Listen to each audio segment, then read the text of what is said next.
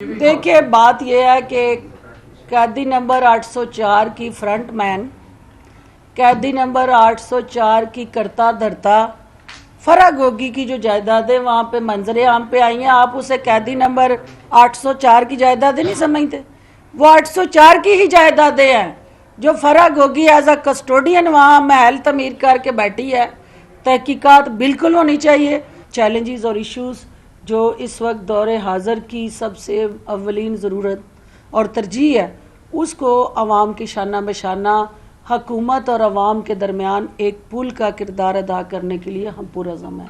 हम ये समझते हैं कि वफाक के अंदर और सूबे के अंदर जो हुकूमतें काम कर रही हैं, जहाँ वो अवाम की फलाह बहबूद और उनकी बेहतरी का कोई कदम उठाएंगी,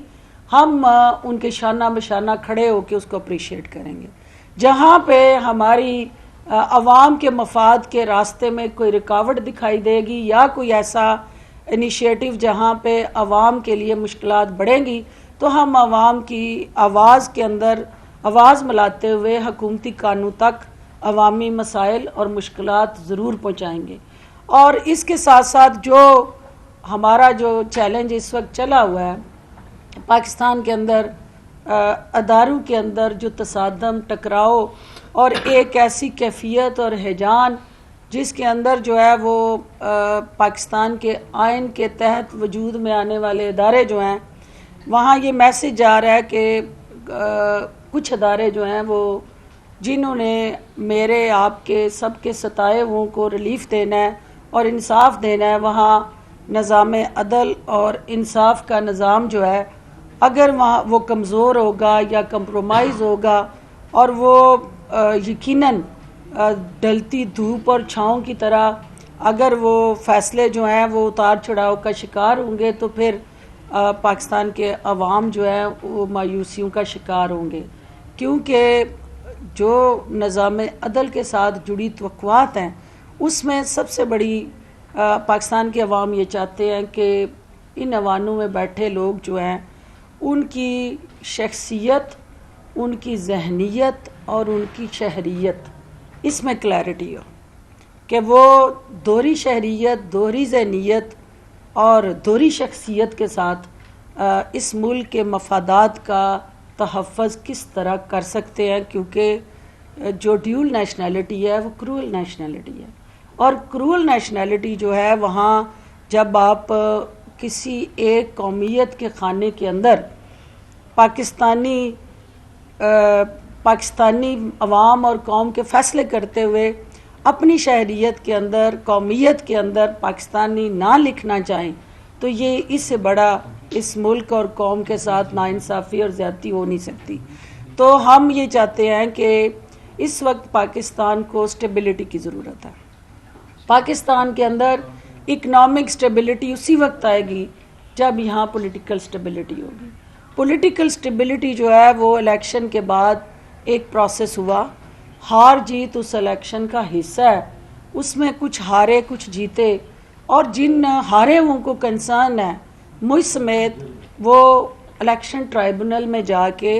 अपने लिए इंसाफ के दरवाजे खटका सकते हैं, और अदारों का फ़र्ज़ है कि वो उनकी आवाज़ को सुने और आइन और कानून के मुताबिक उनको इंसाफ मिले। लेकिन इसकी आड़ में कि जब तक हम जीत नहीं जाएंगे या हमारी मर्ज़ी के फ़ैसले नहीं होंगे, इस मुल्क को नहीं चलने देंगे, या ये मुल्क आगे नहीं बढ़ेगा और इस मुल्क की पार्लियामेंट को यरगमाल बनाएंगे और अपनी मर्ज़ी के फ़ैसले हम मुसल्लत करेंगे, उससे पाकिस्तान को रोकने वाले जो हैं उनकी ख्वाहिशात तो रुक सकती हैं, लेकिन पाकिस्तान नहीं रुकेगा। क्योंकि पाकिस्तान को आगे बढ़ना है, और हम ये चाहते हैं कि पाकिस्तान को हर वो शहरी जो कंट्रीब्यूट कर सकता है उसको अपनी अपनी सतह पे रोल अदा करना है। तमाम सियासी जमातें जो इस वक्त पार्लियामेंट के अंदर हैं, ये बेहतरीन मौका है कि इलेक्टोरल रिफॉर्म्स की तरफ जाएं। वो तमाम इनिशिएटिव जिससे फेयर, फ्री, ट्रांसपेरेंट इलेक्शन को यकीनी बनाया जा सकता है, ये बेहतरीन मौका है कि आप लेजिस्लेशन करें और उनको आप अक्सरियत में, एक जमात दावा करती है कि हमारे पास जो है वो अक्सरियत है, तो अक्सरियती पार्लियामेंट के अंदर जो जमात जितने भी उसके मेंबरान मौजूद हैं उनको पॉजिटिव लेजिस्लेशन की तरफ जाते हुए अपनी आइनी और कानूनी जिम्मेदारियां अदा करनी होंगी। और इस्तेकाम पाकिस्तान पार्टी के प्लेटफार्म से हम ये समझते हैं कि पाकिस्तान को जो है जो टकराव और तसादम, इंतशार और अफरा तफरी की सियासत ने नुकसान पहुँचाया है। पाकिस्तान का जो मज़दूर, मेहनत कश किसान जो है वो पिसा हुआ है। ये अब इस तरह की सियासत का मुतहम्मल नहीं हो सकता। हमारे आने वाले बजट के अंदर जो इस वक्त जून के अंदर आ रहा है, हम इस्तेकाम पाकिस्तान पार्टी हुकूमत वक्त को अल्टरनेटिव प्रपोजल्स और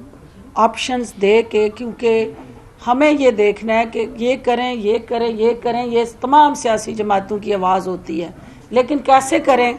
उसका क्या वे फॉरवर्ड हो, उसका इम्प्लीमेंटेशन स्ट्रेटजी और प्लान क्या हो, वो सारी चीज़ें करने के लिए एक जमात को प्रॉपर अल्टरनेटिव रोड मैप देना होगा। और इस्तेकाम पाकिस्तान पार्टी एक अल्टरनेटिव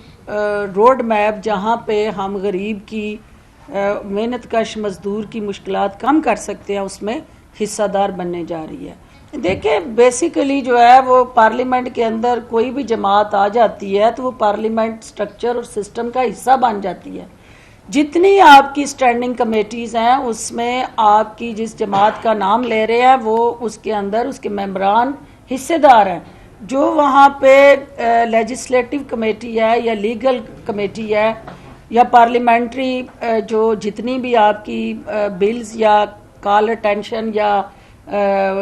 कोई भी नोटिस जो है वो करना है किसी भी मेंबर ने, तो वो जमात का इक्वल उतना ही राइट है, क्योंकि वो पार्लियामेंट का हिस्सा है। तो क्यों नहीं भी हर जमात जो पार्लियामेंट के अंदर बैठी है उसको पार्लिमानी जमहूरियत को मजबूत करने के लिए जहाँ जहाँ रोल अदा करना पड़े उसको करना चाहिए। और ये तो स्पीकर नेशनल असेंबली का काम है कि वो सबको ऑन बोर्ड लें और आगे बढ़ें, और पीछे देखने की बजाय पीछे सवाए तलखियों के और सवाए नफरत के कुछ नज़र नहीं आएगा। आगे देखें तो पाकिस्तान का एक दरख्शां रोशन मुस्तकबिल है, सब मिल के उसमें हिस्सा डालें। इस मुल्क के अंदर जो है स्टेबिलिटी चाहिए। अब स्टेबिलिटी ख्वाहिशात के साथ नहीं जुड़ी, इस मुल्क का एक आइन है, एक कानून है, और इस मुल्क ने ख्वाहिशात के ताबे नहीं चलना कि मैं क्या चाह रही हूँ, आप क्या चाह रहे हैं। इस मुल्क ने आइन के ताबे चलना है, और इस मुल्क का जो निज़ाम है, जो एक पार्लियामेंट है और जो इसका टोटल स्ट्रक्चर है, वो किसी आइन को जवाबदेह है। ये इलेक्शन जो है ना तो गुड्डी गुड्डे का खेल है कि रोज़ हम बैठ के खेलना शुरू कर दें, और ना जो है वो पाकिस्तान इसका मुतहम्मल हो सकता है, क्योंकि इलेक्शन एक टेन्योर पीरियड है और उसके अंदर अभी हाल ही में आपने देखा है कि इलेक्शन हुआ है, और इलेक्शन जो है इसी को 5 साल के लिए आप लोगों ने उससे एग्री करें डिसएग्री करें, एक स्ट्रक्चर मार्ज वजूद में आया, और वहाँ उस वजूद के अंदर तकवीयत दे के आप वो रिफॉर्म्स ले आएँ कि इलेक्शन दोबारा आपकी मैंडेट की चोरी के साथ जुड़ा जो आपका बयानी है वो ना दोहराया जाए, क्योंकि वो काम जो हमारे करने के हैं हम वो करें, और एक पार्लियामेंटेरियन का काम कानून साजी है। अब ख्वाहिशात पे मबनी कि ये पार्लियामेंट चली जाए क्योंकि एक मखसूस जमात की हुकूमत नहीं बनी, और उसकी हुकूमत जब तक नहीं बनती तब तक इस मुल्क के अंदर इलेक्शन दर इलेक्शन होते रहने चाहिए। तो हमें आगे देखना है, आगे बढ़ना है। जो हमारे जिस सूबे में उनकी हुकूमत है उस सूबे में वो फ्रंट फुट पे आके ऐसी परफॉर्मेंस दें, लोगों को बताएं कि जनाब हमने यहाँ शहद और दूध की नहरें बहाई हैं, और अगर आप सारे मुल्क में हमें दे देते इक़्तिदार तो हम इसको रेप्लिकेट करते। तो सूबा KPK जो है उसकी जो सूरत हालात हैं वो मीडिया किसी सूरत उधर भी जाके ज़रा नज़रसानी करे, देखे कि वहाँ का हेल्थ स्ट्रक्चर, वहाँ की हेल्थ रिफॉर्म्स, वहाँ की एजुकेशन रिफॉर्म्स और overall social reforms, economic reforms, legal reforms उस सूबे की भी ज़रूरत है। तो कोई ऐसा रोल मॉडल अगर वहाँ सेट कर लिया जाए तो बाकी सूबे में वो रेप्लिकेट हो सकता है जब उनकी हुकूमत आए। दूसरी जो बात आपने कही है, डेफिनेटली ये एक हम सब पे लागू होता है कि पार्लियामेंटेरियन के ऊपर ये रिस्ट्रिक्शन है कि कोई ऐसा पार्लियामेंटेरियन जिसके पास उस पाकिस्तान के अवाम के वोट की ताकत से उसकी नुमाइंदगी का हक उसको हासिल हो, वो पार्लियामेंट के अंदर नहीं जा सकता क्योंकि उसके पास ड्यूल नेशनैलिटी है और वो डिसक्वालीफाइड है। जो उन पार्लियामेंटेरियन का ढसे हुए अवाम को इंसाफ देने वाले इदारे हैं,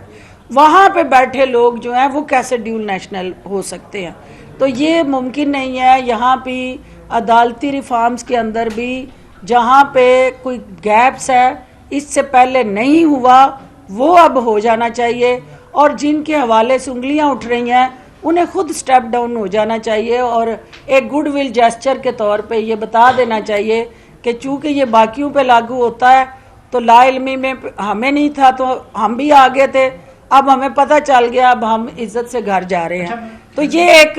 अच्छा पाकिस्तान के निसाब में, एक अदालती निसाब में एक अच्छा चैप्टर का इजाफा हो जाएगा कि अदालत के अंदर या निज़ाम इंसाफ के अंदर भी खुद एहतसाबी मौजूद है और खुद एहतसाबी का अमल जो है वो जो दूसरों का एहतसाब करे उसका सबसे पहले अपना एहतसाब भी करना है और इसी से पाकिस्तान ने बदला।